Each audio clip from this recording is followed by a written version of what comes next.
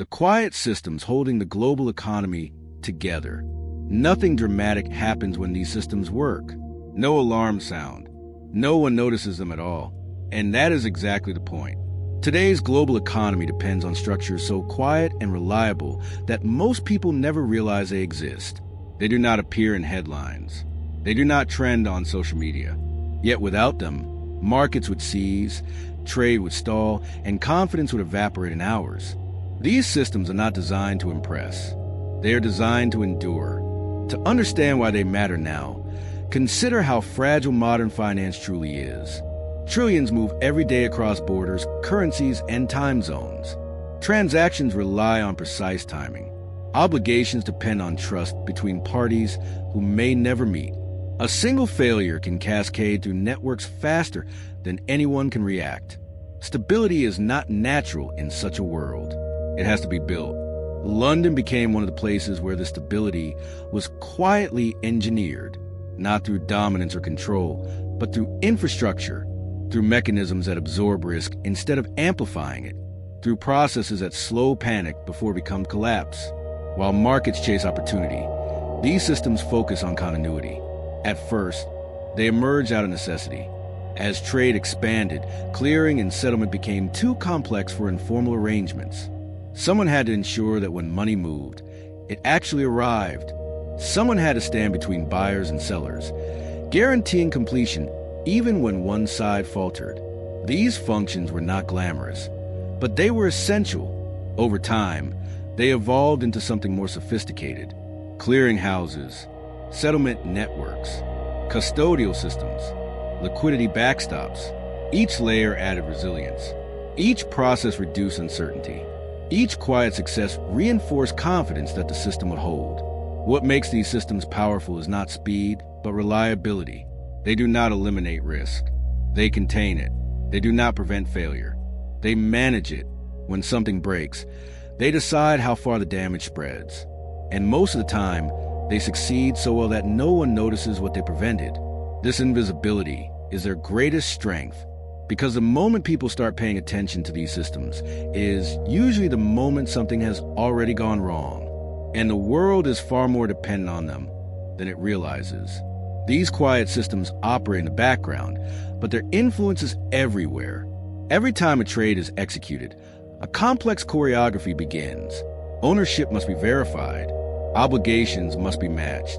Risk must be measured and distributed. Payment must be settled. None of this happens instantly, even in a digital world. It happens through layers of verification designed to prevent mistakes from becoming disasters. London became a natural center for this choreography because it understood something fundamental. Stability does not come from eliminating complexity. It comes from organizing it. Instead of simplifying markets, the city built systems capable of handling their full weight. It accepted complexity and learned to manage it quietly. Clearing houses sit at the heart of this architecture. They step between buyers and sellers, becoming the counterparty to both. If one side fails, the clearing house absorbs the shock. This transforms individual risk into collective responsibility. Losses are shared. Failures are contained. Panic is slowed. Settlement systems perform a similar role. They ensure that transactions conclude properly, even under stress. Timing mismatches are resolved. Liquidity gaps are bridged. Errors are corrected before they spread. These systems do not prevent loss, but they prevent confusion, and confusion is often more dangerous than loss itself.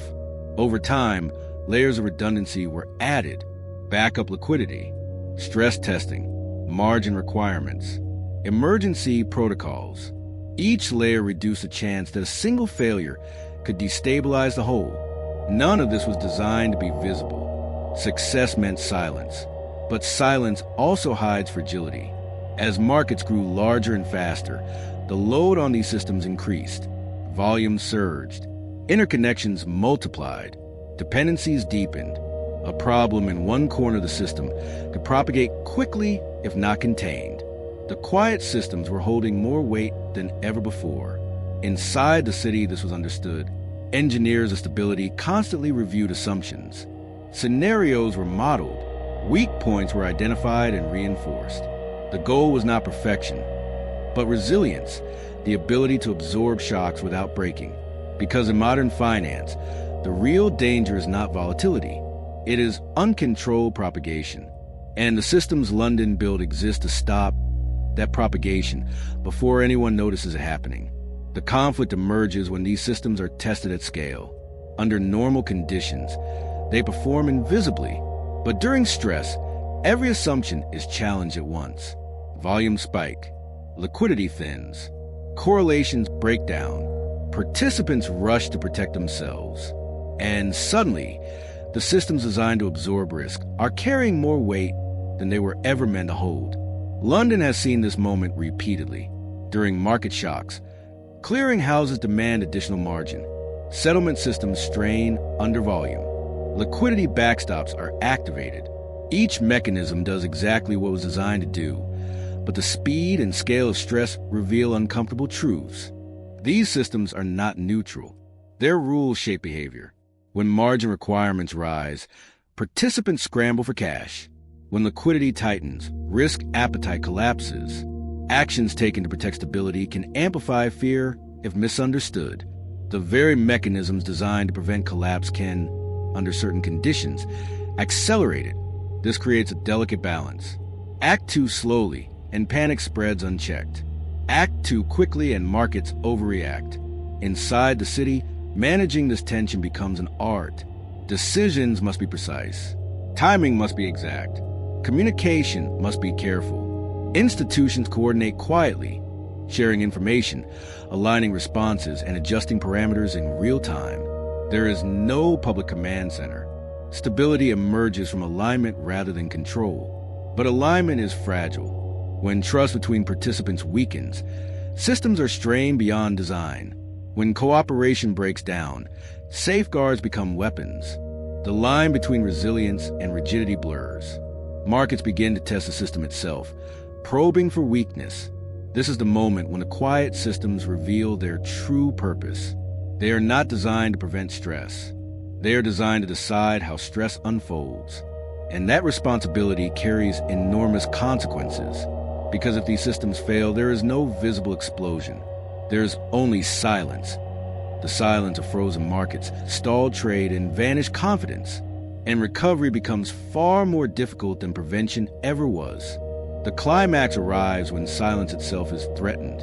When markets strain under pressure, the quiet systems must act without drawing attention to themselves. Their success depends on remaining unnoticed, even while absorbing extraordinary stress. Clearing houses adjust margins. Liquidity backstops activate. Settlement systems stretch without breaking.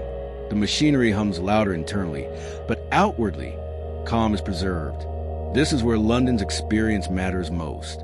The city understands that panic is contagious, but stability can be too. By acting early and discreetly, it prevents fear from becoming a narrative. Movements are explained in technical language. Adjustments are framed as routine. The system protects confidence by avoiding drama. Most of the time, this works. Markets stabilize. Volatility recedes. Participants regain footing. The crisis passes, remembered only by those who watch closely. The world continues without ever realizing how close it came to disruption. But the resolution is not reassurance. It is responsibility. These quiet systems are carrying more weight than ever. As markets grow faster and more interconnected, the margin for error shrinks. The mechanisms that once handled stress comfortably now operate closer to their limits. The silence that protects stability also conceals vulnerability. London's role today is not to eliminate risk, but to manage it intelligently, to recognize that resilience requires constant adaptation, to invest in systems that can evolve as markets change, to maintain trust even when pressure intensifies, because the global economy does not collapse loudly. It collapses quietly when confidence disappears and no one knows why. The systems holding it together are not visible, but their absence would be unmistakable. And as long as they continue working, the world will keep moving, unaware of how much depends on what it never sees. Subscribe to join the journey. The quiet